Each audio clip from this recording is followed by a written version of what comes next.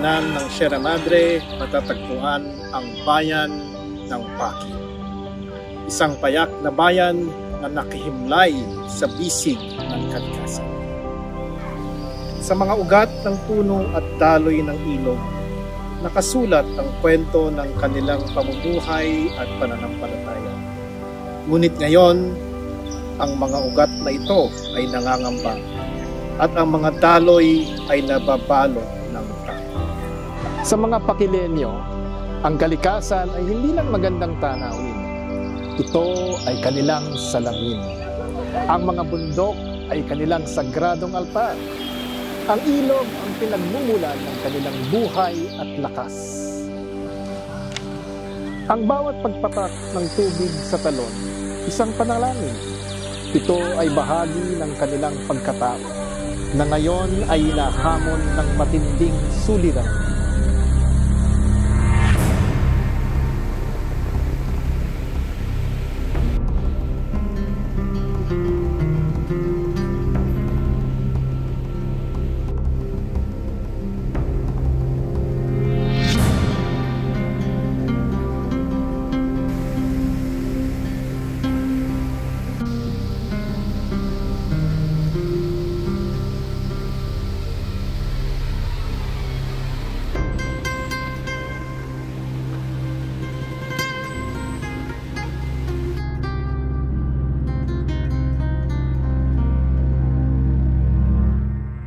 Dito sa Mount Pingas, naranasan namin ang karahasan.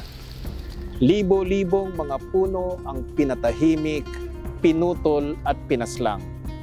Ang bawat putol na sanga, isang sugat sa puso ng bundok. Ang kanlungan ng buhay, naging sementeryo ng puno. Tinanggalan ng kaluluwa ang gubat. At kasama nito ang kabuhayan ng mga pamilyang umaasa dito.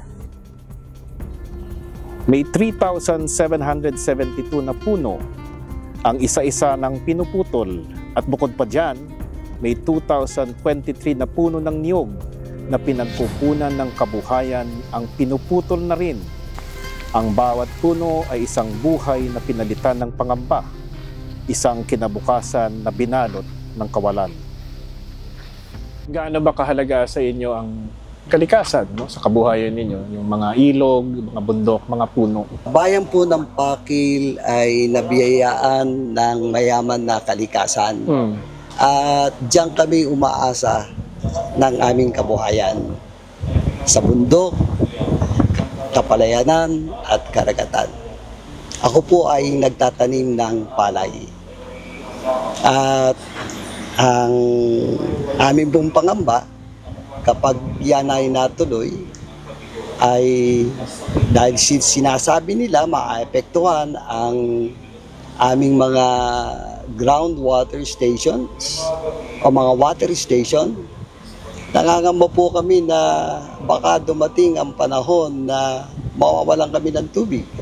Kapag naapektuhan lahat yung aming mga bukal, paano ang aming patubig sa palayan? At kapag naapektuhan yan, paano ang kabuhayan, pagkain bigas, ang food security ng bayan ng Pakil? Ang bigas po na inaani dito ay tatagal lamang ng 7 to 9 months. Wala pa yung 3 buwan. So kulang na kulang po ang aming pagkain bigas. Pero kung yan ay maaapektuhan pa nitong Aunan Dam, lalo na siguro magiging mahirap dahil kung hihina, merong mga lugar na hindi na mapupuntahan ng mga patubig. Kung ito'y mawawala, lalo nang maghihirap ang mga magsasaka. Kaya sa akin pong pananaw ay dapat na tingnan ang kabuhayan ng mga mamamayan taga-Pakil, lalo na may kinalaman doon sa food security, bago po ito igawin o ituloy. Ikaw, Kajun, kasi sinisimulan ng putulin yung mga puno sa Pingas, nakikita naman ninyo, di ba? Anong magiging epekto ito sa kabuhayan ninyo bilang mga magsasaka? Ito yung sinisimulan ng nilang kalbuhin ang Mount Pingas, no? Malaki ho ang magiging epekto nito. Una-una, yung patubig. Kasi kung mawala ang tubig, mawala ang puno, wala nang tubig. Wala nang dadaloy na tubig sa mga ilog na patungo sa mga patubig para sa mga kapalayanan. So mahirap mamunga. Tulad ho ngayon, dito ho sa aming bayan, talagang isang beses lang kami nag-aani sa isang taon. Ngayon, pinipilit po namin na maging 2 beses sa isang taon. Ang problema nga lang, kapag ho dumating na po itong habagat season, ay lumalaki ho yung tubig sa lake. Pumupunta ho dun sa mga kapalayanan namin na nagiging dahilan para masira yung mga palayan namin. Pero kung masisira na rin ho, higit na masisira ang kagubatan natin, mawawala ang mga puno dyan sa bundok, gawa ng dam na itatayo na yan, baka ho lalong lumubog itong Laguna Lake at mawala ho yung mga kapalayanan namin. Kaya malaking epekto ho ito. Ang liit na nga ho ng palayan, alalo pang lilito ito. Ngayong may Ahunan Dam na tinatayo, paano ito makaka-apekto sa buhay ninyo, kabuhayan ninyo bilang isang mangingisda? Sa aming pananaw yan, kasi dam yung sistema niya. Ipapump yung... Galing sa lawa, di ba, yung tubig? Oo, kasi meron na kaming isang batayan na naganap na, yung Kaliraya. Kaliraya. Yung nag-pump sila eh. Meron kami nakaranasan yun, mga 1970s, 80s, na ang isda nagkakasakit at nagkakasugat. Dahil ang aming tansya bilang ayaw kami papasukin doon, nagrarally rin kami ron. Ang tansya namin, chemicals na panlinis ng tubo dahil nagkakameron silang lumot. Nangyayari yun, nalalason yung isda, lumalayo yung isda. Kasi lalagyan siya ng dam, nandiyan na lang eh. Tapos hukayin yan eh. Tapos yung pangisda namin, liliit. Kasi pagbabawal na lumapit ka doon eh.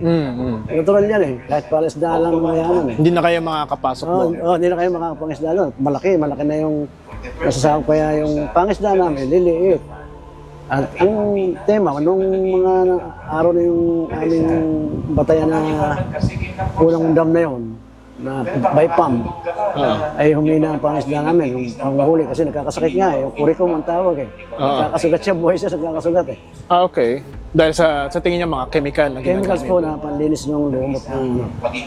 At ito ay batay sa karanasan sa Lake Kaliraya. Oo, yun yung aming pinagbabatayan. May buhay na... Yung sa Kaliraya Dam. Tapos yung mga halaman dagat namin, patay ko nga nung chemicals na yun. Namatay nga.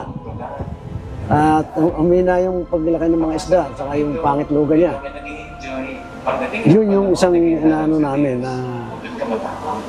na kinakabahan. O maaaring maghanap uli kasi may halimbawa na lumiit na yung panghuli namin. Dati nakaka-10 kilo, 5 kilo, ngayon baka maging 2 kilo na lang. Kaya hindi na namin masusustinahan ang pamilya. Kahit 3 lang ang anak namin, pag-aaral, pag-gamot, yun yung aming pinangangambahan doon. Ano pa ang ibang pinangangambahan ninyo maliban doon sa kabuhayan ninyo kung matuloy itong Ahunan Dam? Yung mahaling kinabayan ng sa ngayon, future, panahon niyan, sa future, yung mga kabataang susunod sa amin, wala na silang makapangisdaan kasi palit ng palit. Bilang kabataan, yun yung aking questions na yung pananaw mo as a youth of Pakil, no? Ano yung posisyon nyo tungkol dito sa Ahunan Dam? Lalong-lalo na siyempre maapektuhan ang kabuhayan, ang kalikasan. So as a youth of Pakil, tingin mo doon? So bilang youth po ng Pakil, ang laking epekto po nung mangyayari pong Ahunan Dam kung matutuloy siya. Kasi hindi po sa i-invalidate ko yung feelings po ng mga matatanda. Kasi sinasabi naman po nila lagi sa mga rally, sa lahat po ng na-attendan ko na kami po yung magsasuffer lahat ng effects na ginagawa ngayon. Kasi totoo po, paano po kung masira po yung dam? Siguro, di naman po sa pinagpapanalangin ko, baka po wala na po sila, then kami na po yung magsasuffer nun. Kung masira po siya, mawawala po yung buong Pakil. Kung mawala po ang aming mga palayan, yung mga kaingin, paano na po yung mga kababayan namin na yun po yung pinagkakakitaan na yung pang-araw-araw nilang pamumuhay doon nakasalalay sa pangingisda, sa pagpapalayan at sa pagkakaingin nila sa bundok na unti-unti na pong kinakalbo ngayon. Anong masasabi mo sa mga kapwa mo kabataan dito? na sana po ay maging kaisa din namin sila sa laban na to. Mahirap lumaban kahit kakaunti kaming mga youth, pero naniniwala po ako na kahit kami po ay kakaunti, kung malakas naman po ang aming tinig sa pagtutol na ito, maririnig po ng mga tamang tao yung aming hinaing na sana ay matutulan po itong dam. Hindi naman kayo natatakot kasi sabihin nila, huwag kayong makialam, mga bata kayo. Hindi naman po kami para matakot kasi alam naman po namin yung aming pinaglalaban na alam po namin yung tama sa mali. Totoo po na aanin po namin yung kaunlaran kung marami naman po ang maaapektuhan. Na kung yung maliliit pong mga kababayan namin na araw-araw na naghihirap ay maaapektuhan. Hindi naman po ako aktivista pero nakikipaglaban po ako para sa kalikasan. Since gusto ko rin pong pangalagaan ng kalikasan bilang isang kabataan. Since kailangan po natin, paano na lang po yung mga susunod na henerasyon na walang madadat ng mga magagandang puno, magagandang ibon na nanumira sa kagubatan. Bilang kabataan po is gusto ko pong hikayatin yung mga kapwa ko kabataan at mga kababayan ko po dito sa Pangil at sa ibang karatig bayan na mariing tutulan ang pagtatayo ng dam para maiwasang lumubog sa baha yung bayan namin. Hikayatin ko silang makialam, alamin yung mga problema ng ibang bayan dahil ang bayan po namin is siyempre puntahan po ng mga turista. So para po yung ganda ng kalikasan is ma-preserve po para sa mga susunod lang. So yung Ahunan Dam, may diretsong epekto ngayon sa buhay ninyo mismo, no? Sa pamilya ninyo. Ano ho yun? Ang diretso pong epekto sa aming kabuhayan kasi po yung pong lupa na gustong kuhanin ng Ahunan na hindi po naman namin payag na ibenta sa kanila. Oho. Landowner po kayo? Oho, okay. Landowner po ako. Kami magkapatid po. Okay. Tapos hindi ayaw po namin yung ibenta. Ngayon po under po sa expropriation. Ngayon po meron na pong schedule na hearing. Bali July 24 nakaisa na po. Na-postpone lang kasi di ba bumabagyo po. Ay hindi ko alam kung kailan uli ang next schedule. Okay. Ang epekto po noon sa amin dahil sa pagkakaputol, yung pong aming na productive, yung pong kaingin na pinutulan nila. Pinutol po nila yung aming lansones, rambutan, santol. Binayaran ba kayo noon? Hindi po. Wala pong bayan. Kasi nga ayaw po naman namin ibenta. Ay pinutol din po nila kahit wala kaming permiso. Makita na lang po namin, putol na. Kasi yung pong minagsabi sa amin na, Kasara yung kaingin nyo, pinutol na. Pati po yung aming isang puno ng langka na yung po'y 100 years na. Kasi yung po'y ayaw ipaputol ng aking ama. Dahil po yung aming lugar na yon ay prone sa landslide. Maliban sa inyo, meron pa bang mga ibang pamilya na ganun din? Oho, marami po. Sinakop yung lupa nila. Na hindi po nila ibig na ibenta, pero pinutol pa ko nila. Aha. It's a form of harassment. Oho. It's a form of harassment. Oho. Kasi po For example, naglalagay sila ng muhon-muhonan. Oho. Na ganito lang kataas, kasi ginawa doon sa akin ganito lang kataas yung muhon-muhonan, pero sipain mo gano'n. Lilipat.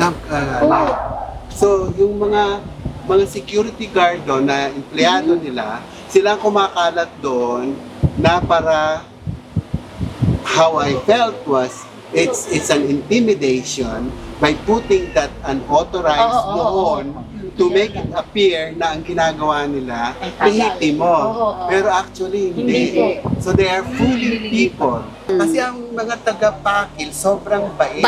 Mabait nga po. Sobrang bait talaga. Tapos, welcoming or let's help the poor. And don't get me wrong again. Pero yung mga poor na yun, na dating nasa highway, na one of them group nirelocate dito right above yung gate yan sa taas. And then they found out na gusto na naman silang ibalik sa highway kasi yung Ahonan Dam doon sa likod ng property na gagawin daw nilang tambakan ng mga aalisin na mga lupa. Second crest po kung tawagin. Yan po yung parang wall, lalagyan nila ng wall ng dam. Kaya po yung dam, susungaw lang. Yan na mismo yung top niya, parang headband na ito na yon, tapos yun na yun, bayan. Bakil, ito na yung bundok. Yeah. Yun na po yun. Kaya span of seconds, once na nag-break yung yung wall na ilalagay nila, bibigay. Wala man lang makatakbo. Talagang wala. Sinabi namin sa una na kami ay no to dam, die hard. Ayaw namin ibenta ang lupa. Ninamberan pa rin nila. So ang ginawa ng pobre kong asawang mataba pa man mahon, tinignan niya 2,000 daw ang puno. Now, ginawa ko para hindi nila putulin, pinost ko ng pinost. Inunahan ko sa pag-post na itong humarap na ito hindi namin ibebenta. Wala, hindi namin ibebenta. So, ang ginawa naman ng asawa ko ngayon is to put no trespassing kasi ninamberan nila ng walang paalam. So, alam nila na 2,000 ang puno doon. So, yung mga yun ay yung iba, luma na. Yung iba doon ay bago pa. Bago mga lansones or mga kawayan, mga santol, ganyan, na napapakinabangan talaga namin.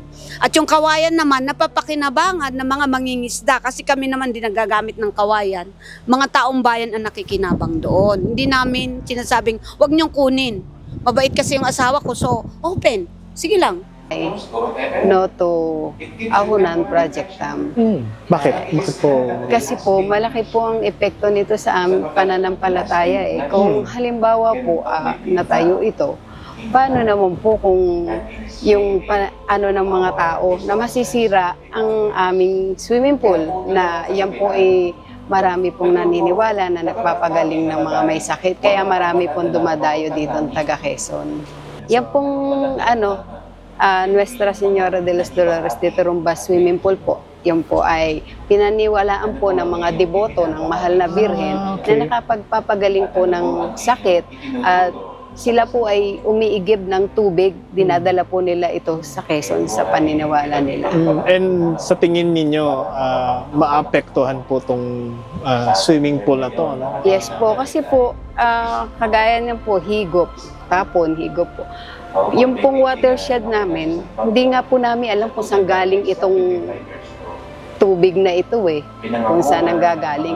Ay kung magagawa po sila mismo in the top of the pool, may higop po ito, maaari pong mawala ito. Paano naman po yung mga tao na umaasa na sila'y pagagalingin ng swimming pool na ito na pinaniniwalaan na bago po Piyestang Lupi or yung Piyestang Biyernes de Dolores, ang Mahal na Birhen po ay nagpapakita sa swimming pool as matanda.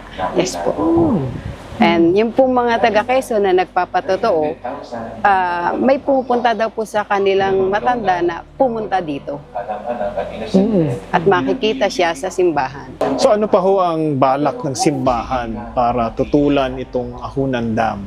Ang magagawa po namin ay manalangin ng manalangin sa Mahal na Birhen ng Turumba. Yun po ang aming magagawa. Okay, kasama natin ngayon si Dani Francisco ng ML and Liberal Party, sa ML Party List and Liberal Party. Pero kasama rin talaga siya sa simbahan. Sila ang pangunahing nag-oorganisa doon sa mga tumututol doon sa Ahonan Dam. So tanungin ko lang Dani, ano yung mga dahilan kung bakit, ang simbahan, and of course yung ML at LP, which is a political group, ay tumutulong dito sa pagtutol doon sa Ahonan Dam. Alam naman natin kasi po na ang usapin ng kalikasan ay kadikit ng usapin ng human rights. At ito naman ay nakadikit na mismo sa values ng Liberal Party and ng ML Party. Kaya hindi na mahirap para sa akin at sa aming samahan sa Laguna ng Liberal Party chapter ng Laguna na umayuda, tumulong sa mga taga rito sa Pakil.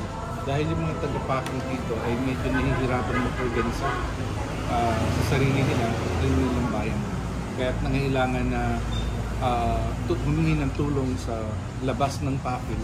And since kami ay narito sa Laguna, so minabuti namin na umayuda agad.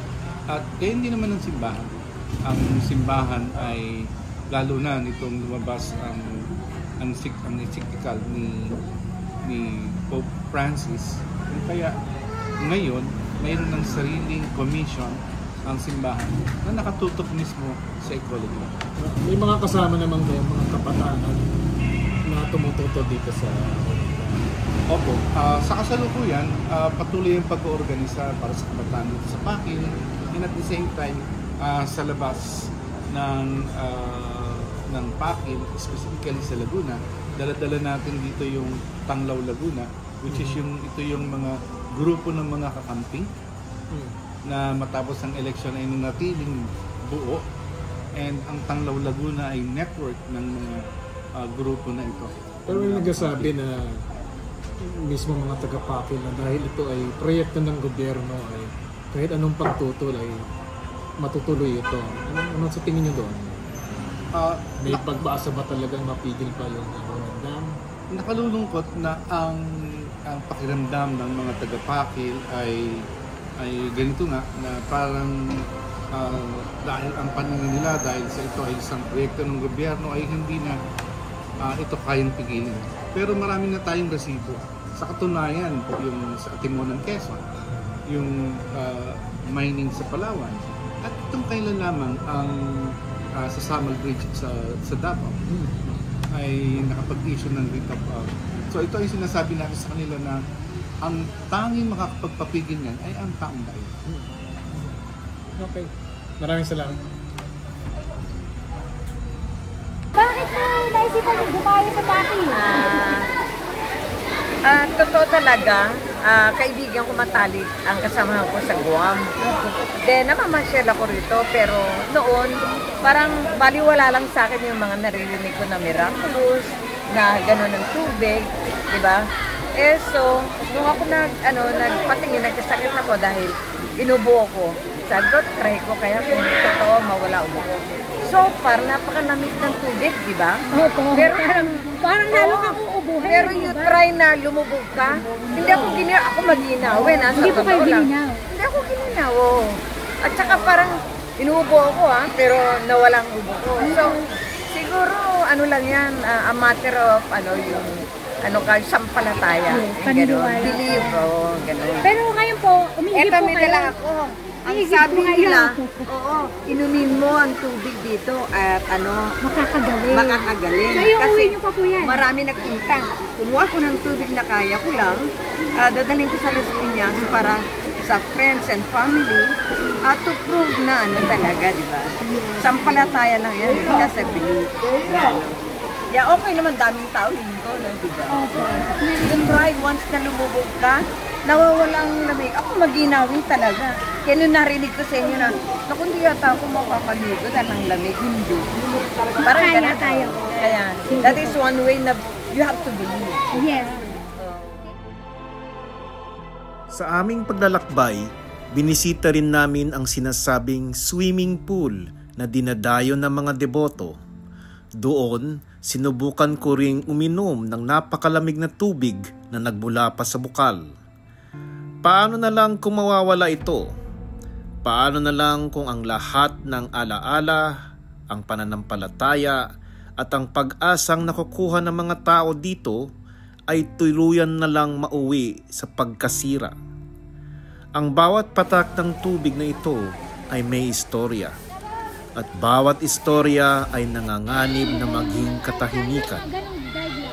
Ang kalakasan na ito na bumabalot sa buong bayan ng Pakil ay unti-unting nanghihina at sa huli maaring tuluyang mawala.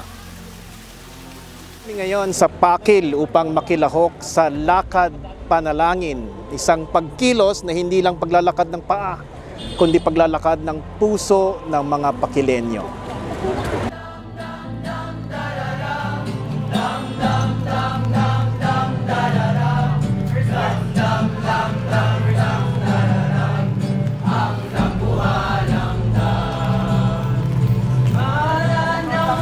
patunay po kung salamat nagkakapit at makapunong ng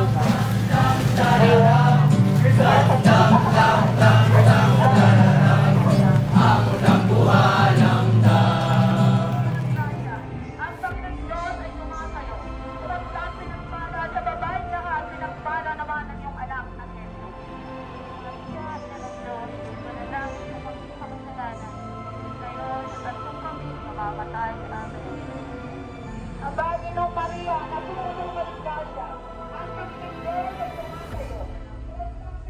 Ginamit namin ang pangamba ng mga mamayan upang maging aming lakas. Kaya andito kami, ang Kalikasan Katutubo Pilipinas at iba pang organisasyon upang makiisa sa ating laban against kahunandam.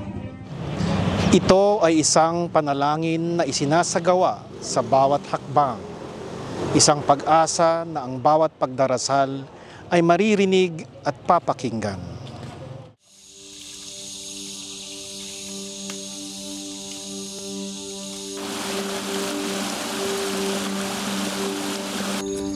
Sa huli, ang kamay ay hindi lamang nangunguna sa paglalakbay. Ito rin ang simbolo ng ating paninindigan. At sa pagkakataong ito, kung hindi na tayo kikilos, baka ang kamay na ating ginapit upang kumapit sa kalikasan ay tuluyan na ring bibitaw. Hawak natin ang ating kinabukasan.